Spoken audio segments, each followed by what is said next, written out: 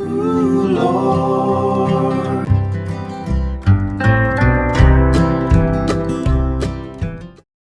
1 Samuel pasal 22. Lalu Daud pergi dari sana dan melarikan diri ke gua Adulam. Ketika saudara-saudaranya dan seluruh keluarganya mendengar hal itu, pergilah mereka ke sana mendapatkan dia. Berhimpunlah juga kepadanya setiap orang yang dalam kesukaran, setiap orang yang dikejar-kejar tukang piutang, setiap orang yang sakit hati, maka ia menjadi pemimpin mereka. Bersama-sama dengan dia ada kira-kira 400 orang. Dari sana Daud pergi ke Mispa di Moab dan berkata kepada raja negeri Moab, "Izinkanlah ayahku dan ibuku tinggal padamu, sampai aku tahu apa yang dilakukan Allah kepadaku." Lalu diantarkannyalah mereka kepada raja negeri Moab, dan mereka tinggal bersama dia selama Daud ada di kubu gunung. Tetapi Gad, nabi itu, berkata kepada Daud, "Janganlah tinggal di kubu gunung itu, pergilah dan pulanglah ke tanah Yehuda." Lalu pergilah Daud dan masuk ke hutan Keret. Hal itu terdengar oleh Saul, sebab Daud dan orang-orang yang bersama-sama dengan dia telah diketahui tempatnya. Adapun Saul ada di Gibea, sedang duduk di bawah pohon tamariska di bukit, dengan tombaknya di tangan dan semua pegawainya berdiri di dekatnya. Lalu berkatalah Saul kepada para pegawainya yang berdiri di dekatnya, "Cobalah dengar, ya orang-orang Benyamin. Apakah anak Isai itu juga akan memberikan kepada kamu sekalian ladang dan kebun anggur? Apakah ia akan mengangkat kamu sekalian menjadi kepala atas pasukan 1.000 dan atas pasukan 100, sehingga kamu sekalian mengadakan persepakatan melawan aku dan tidak ada seorang pun yang menyatakan kepadaku, bahwa anakku mengikat diri dengan anak Isai itu? Tidak ada seorang pun dari kamu yang cemas karena aku, atau yang menyatakan kepadaku, bahwa anakku telah menghasut pegawaiku melawan aku menjadi penghadang seperti sekarang ini." Lalu menjawablah Duk, orang Edom itu, yang berdiri dekat para pegawai Saul. Katanya, "Telah kulihat, bahwa anak Isai itu datang ke Nob, kepada Ahimelech bin Ahitub. Ia menanyakan Tuhan bagi Daud dan memberikan bekal kepadanya. Juga pedang Goliat, orang Filistin itu, diberikannya kepadanya." Lalu raja menyuruh memanggil Ahimelech bin Ahitub, imam itu, bersama-sama dengan seluruh keluarganya, para imam yang di Nob, dan datanglah sekaliannya menghadap raja. Kata Saul, "Cobalah dengar, ya anak Ahitub." Jawabnya, "Ya, tuanku."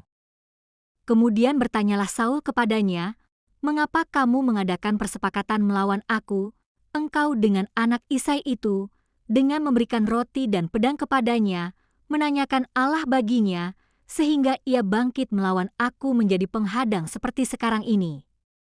Lalu Ahimelech menjawab raja, "Tetapi siapakah di antara segala pegawaimu yang dapat dipercaya seperti Daud, apalagi ia menantu raja dan kepala para pengawalmu, dan dihormati dalam rumahmu? Bukan ini pertama kali aku menanyakan Allah bagi dia. Sekali-kali tidak. Janganlah kiranya raja melontarkan tuduhan kepada hambamu ini, bahkan kepada seluruh keluargaku, sebab hambamu ini tidak tahu apa-apa tentang semuanya itu, baik tentang perkara kecil maupun perkara besar." Tetapi raja berkata, "Engkau mesti dibunuh, Ahimelech, engkau dan seluruh keluargamu." Lalu raja memerintahkan kepada bentara yang berdiri di dekatnya, "Majulah dan bunuhlah para imam Tuhan itu sebab mereka membantu Daud. Sebab walaupun mereka tahu bahwa ia melarikan diri, mereka tidak memberitahukan hal itu kepadaku." Tetapi para pegawai raja tidak mau mengangkat tangannya untuk memarang imam-imam Tuhan itu. Lalu berkatalah raja kepada Duk, "Majulah engkau dan paranglah para imam itu." Maka majulah Duk, orang Edom itu, lalu memarang para imam itu. Ia membunuh pada hari itu 85 orang yang memakai baju efod dari kain lenan. Juga penduduk Nob, kota imam itu, dibunuh raja dengan mata pedang, laki-laki maupun perempuan, kanak-kanak maupun anak yang menyusu, pula lembu, keledai dan domba dibunuhnya dengan mata pedang. Tetapi seorang anak Ahimelech bin Ahitub, namanya Abiatar luput, ia melarikan diri menjadi pengikut Daud. Ketika Abiatar memberitahukan kepada Daud bahwa Saul telah membunuh para imam Tuhan, Berkatalah Daud kepada Abiatar, memang pada hari itu juga ketika Duk, orang Edom itu, ada di sana, aku telah tahu bahwa pasti ia akan memberitahukannya kepada Saul. Akulah sebab utama daripada kematian seluruh keluargamu. Tinggallah padaku, janganlah takut, sebab siapa yang ingin mencabut nyawamu, ia juga ingin mencabut nyawaku. Di dekatku engkau aman.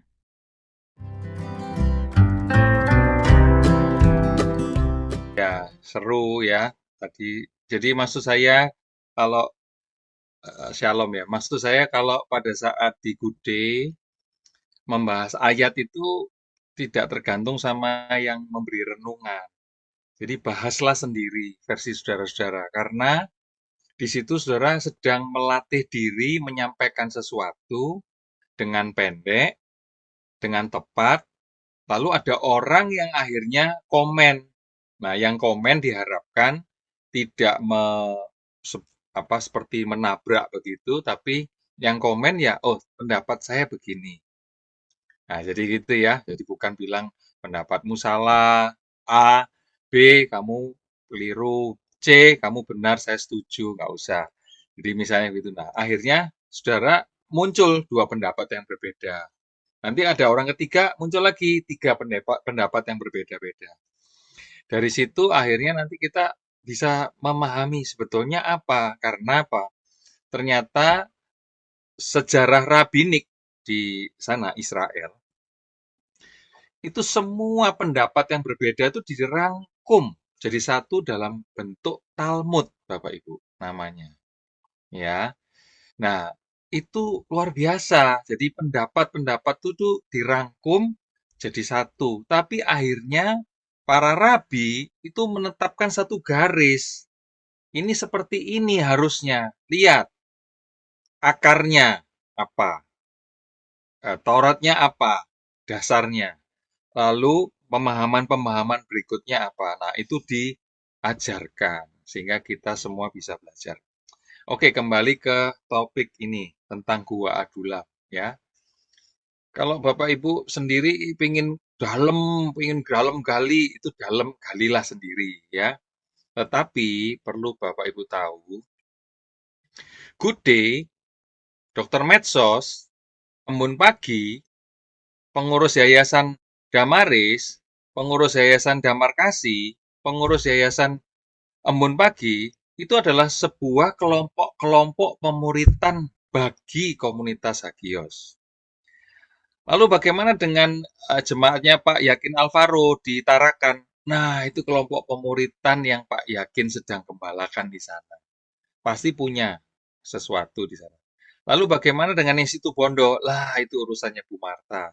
Bagaimana dengan yang di Pekanbaru? Itu urusannya Bu Ernibat. Bagaimana yang di Malang? Itu urusannya Bu Anita. Bagaimana yang di Lampung? Itu urusannya Bu Endang, Pak Krulmeni. Bagaimana yang di Taiwan? Urusannya Bu Maria. Pak Jimmy bagaimana Pak Jimmy? Di mana itu? Pak Jimmy di Jakarta ya? Di Jakarta. Nah, lalu misalnya begitu ya. Misalnya. Lalu ya gimana yang di Melbourne? Itu urusannya Pak Welly. Misalnya gitu ya.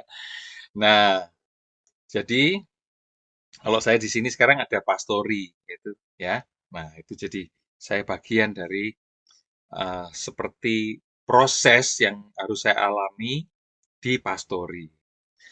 Kembali ke Gude ya. Jadi Gua Adulam yang saya maksud itu adalah tempat berkumpulnya, tadi disebut sama Bu Santi penjahat ya. Rupanya yang disebut penjahat itu belum tentu penjahat ya. Jadi artinya kalau Bu Santi kan penjahit, kalau perempuan, kalau yang laki penjahat. Dewa Dewi, bukan gitu ya Bu Santi. Jadi maksudnya adalah orang yang tadi sudah disebut ya sama Bu Endang waktu baca ya. Jadi kumpulan orang yang tidak disukai. Ya, ini tadi sama mertuanya Daud tidak disukai. Lalu yang lain-lainnya kumpul semua. Apa? Termasuk orang-orang yang punya banyak utang. Itu karena dikejar ya. Banyak utang. Itu kumpul. Nah, kalau kita mau diperluas, contoh saya anggap Gude ini sebagai gua Adulam atau Hagios adalah gua Adulam. Maka Hagios ini tempat kumpulnya orang-orang yang bagi bagi keluarganya, bagi lingkungannya kurang disukai. Kumpullah di Hagios. Begitu kumpul di Hagios, kita jengkel juga, marah juga. Karena apa? Kita jengkel terhadap sikap orang-orang itu. Bahkan kita sendiri nggak paham kalau kita juga tidak disukai oleh yang lain. Akhirnya apa? Terus yang gitu tuh kumpul jadi satu, ya terjadilah kehangatan. Ya, seperti ini hangat kan.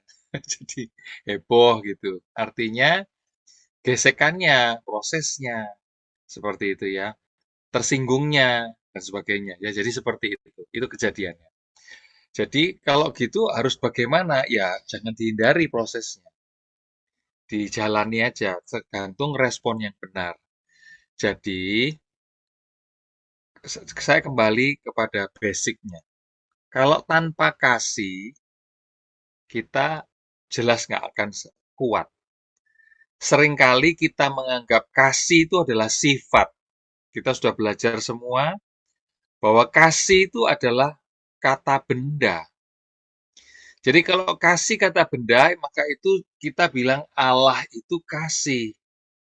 Jadi saya sekarang sudah tidak lagi saya sudah tidak lagi berdoa, "Oh Tuhan, Engkau Maha Pengasih dan Maha Penyayang." Saya sudah enggak gitu. Saya nggak tahu saudara. Tapi tadi di Moon Pagi masih ada yang begitu. Jadi saya sudah enggak mau doa begitu lagi sekarang setelah paham. Jadi kasih itu bukan sifat, ternyata kasih itu kata benda. Nah, begitu kasih kita tahu itu kata benda, jadi kita ngerti kalau Allah adalah kasih dan kita ini adalah anak-anak Allah, berarti keberadaan kita ini sebetulnya kasih. Kalau tidak, berarti ini kita ini akarnya beda nih. Dari mana akarnya? Berarti kalau di luar kasih berarti datangnya dari si jahat. Nah, kalau sudah tahu begitu, saudara, maka kita semua cepat-cepat kembali ke kasih lagi kepada Allah. Supaya kita bisa balik, ya. Atau kalau dengan kata lain, saya ngomong dengan bahasa yang lain, frase yang berbeda, kita mau selamat, ya datangnya kepada Kristus kalau mau selamat.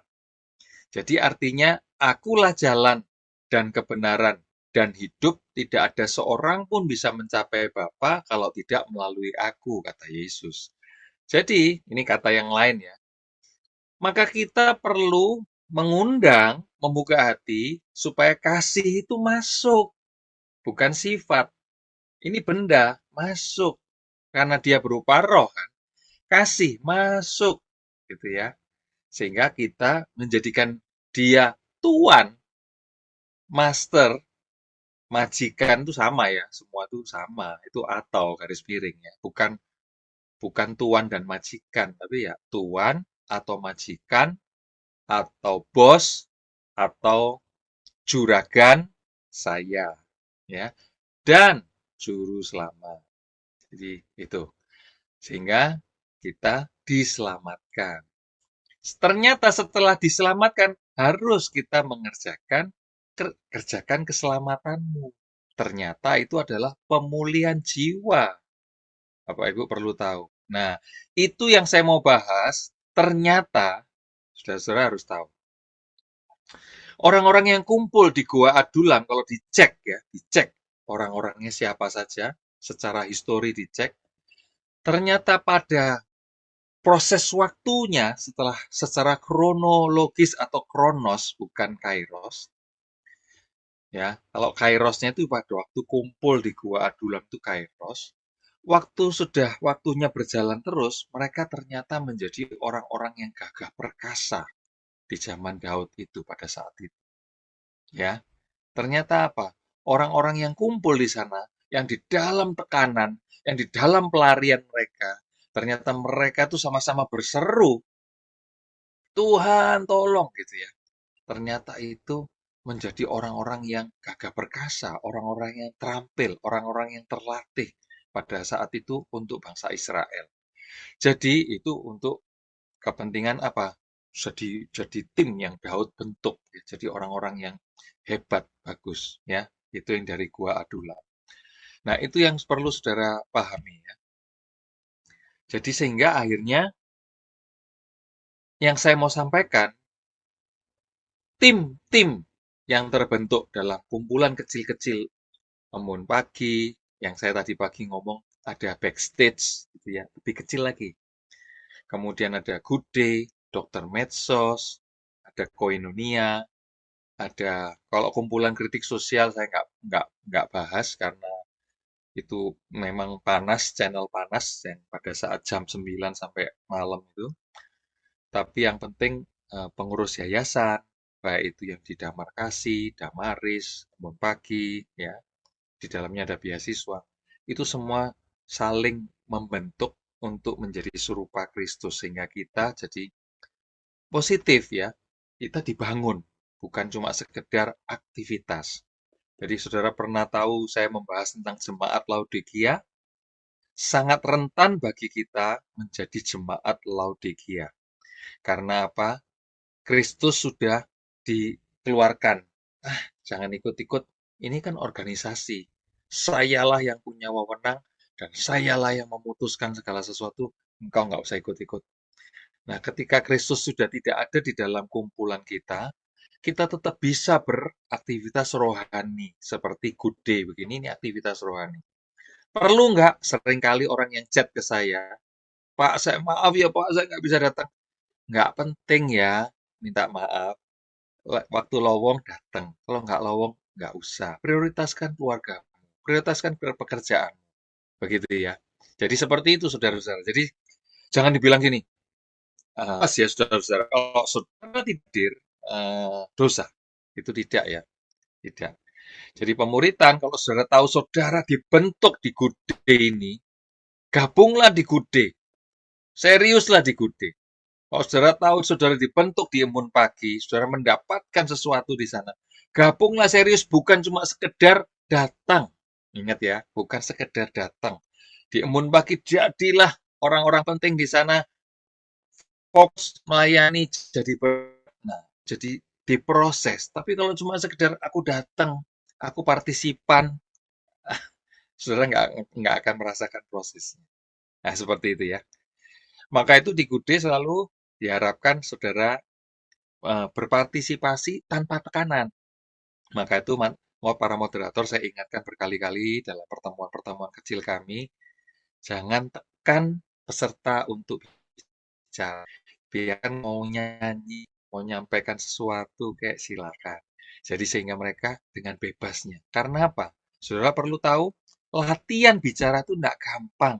Ya, ternyata di belakang panggung gitu ya, di belakang panggung itu orang misalnya nih, ketika saya menyampaikan sesuatu, saya kan lihat menitnya itu di laptop saya, ya. Ternyata tuh sudah jadi sebuah pembicaraan overtime atau tidak, misalnya begitu ya. Ini over atau enggak? Padahal saya lihat detik demi detik, menit demi menit itu untuk melihat bahwa ternyata kalau bicara harus menguasai diri sehingga tidak over lama, begitu ya. Nah, kalau saudara mau melatih diri di Good Day, itu tempatnya. Oke, tadi pagi saya nyebutkan dokter medsos. Dokter medsos itu adalah tempatnya untuk saudara juga bisa praktek untuk bicara yang efektif. Sehingga apa? Saudara tidak ke kiri ke kanan, tidak sambat kiri disambat kanan. Jadi semua kena dan akhirnya malah bahaya gitu ya. Nah, di situ perannya. Jadi yang bisa tempat untuk melatih apa? Embun Pagi, Good Day, Dokter Medsos, bagus. Gesekannya ada? Ada, sudah nggak apa-apa. Ya, ada gesekan, ada, boleh. Semua bentuk cerita apapun, saya nggak pernah pro sama orang yang cerita merasa benar, atau pro kepada orang yang disalahkan, atau tidak suka kepada yang disalahkan, atau yang menjadi kambing hitamnya. Enggak penting. Karena ini adalah bagian dari proses kita menuju serupa Kristus, bukan cuma cari siapa yang benar, siapa yang salah, enggak. Di komunitas kita ini semua kita latihan untuk solusinya apa. Nah, kembali ke Adulam. Bahasan tentang Gua Adulam itu solusinya apa ini? Daud pada saat itu pasti berunding dengan semua orang yang ada di situ. Apa ini yang kita mau lakukan? Mulai semua, makanya Raja Daud atau Daud itu selalu tanya, apa yang harus kami lakukan Tuhan? Ya, Yehova, apa yang harus kami lakukan? Ya, mau nyerang, mau apa dia tanya semuanya. Ingat ya. Nah, itu sikap yang perlu kita bertanya kepada Bapa. Bapa, apa yang kau harus lakukan? Aku kok terus menerus menyinggung orang lain. Kata-kataku kok tajam suka menyakiti orang lain ya. Langsung bilang, Bapak ampuni aku. Kalau saudara sadar, datang di ruang private saudara, entah itu di kamar, entah itu di dalam mobil, entah itu di dapur saudara itu adalah ruang private, entah di mana saja yang merasa ruang private saudara. Ya, kayak Bu Rima, Dokter Linda, itu ruang private-nya di mobil ya, perjalanan pulang. Nah, seperti itu saudara. Jadi, maksud saya ruang private-mu itu di mana katakan, Bapak tolong aku supaya aku menguasai lidahku sehingga tidak menyakiti saudaraku yang lain. Karena apa, saudara? Saudara-saudara semua itu adalah anak-anak Allah. Jadi kalau saya protes tentang saudara kepada bapak saya senyum juga. Dia bilang apa? Dia juga anakku, David. Bayangin, saudara. Kalau saya protes nih tentang seseorang, Bapak, aku protes si A itu menjengkelkan hatiku, gitu ya. Bapak, dan kalau saya langsung lihat ekspresi wajah dia, dia cuma senyum. Terus kalau dia ngomong ke saya, dia juga anakku, Fit. Aduh, iya. Iya. Begitu saya sadar dia juga anaknya Bapa, anak Allah, saya bilang ampuni aku. Nah, ya, itu berarti respon saya. Nah, saya belajar mendukung orang yang menjengkelkan saya itu, misalnya si A, menjengkelkan saya itu, maka saya belajar untuk menerima, bukan dipaksa. Yaitu makanya ini adalah proses mengerjakan keselamatan saya. Jiwa saya yang diproses. Gitu ya. Nah, itu. Dalamnya ada kasih. Seperti itu. Oke ya, jadi tentang Gua Adulam seperti itu. Kalau saudara mau ngupas yang lain-lain, saya mencoba mendaratkan teori-teori yang rabbinik itu dalam bentuk bahasa sederhana sehingga saudara bisa memahami ya.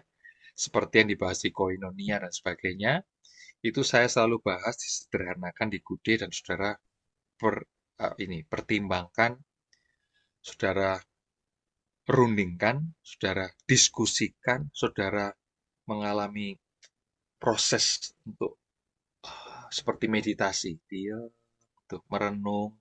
Nah, di situ saudara akan mendapat jawaban. Itu harapannya, saudara. Nah, metanoia itu, pembaruan budi itu, saudara ceritakan. Ini prosesnya, aku mengalami begini dengan istriku, aku mengalami begini dengan suamiku, dengan anakku yang bandel begini, dengan menantuku yang ternyata dia sayang sama aku. Oh, terus kan mertuaku yang begini, ternyata dia itu menyediakan semuanya buat aku. Wah, macam-macam saudara ya. Jadi itu Ya, harapannya. Sehingga ya. gua dulam Ini ini nulik jadi proses saudara, yang Bu. bagus bagi saudara. Oke ya. Ya. Terima kasih, Tuhan memberkati. Silakan Bu En. Hanya Kau Tuhan di hidupku. Kau berikan hidup yang baru. Darah-Mu menyucikan, pulihkan hatiku. Kau nyatakan Kaulah segalanya. Aku membaptis kamu di dalam nama Karena Bapa, salibmu Putra, dan Roh Kudus, yaitu di dalam ku nama Tuhan Yesus Kristus. hidup. Karena salibmu ku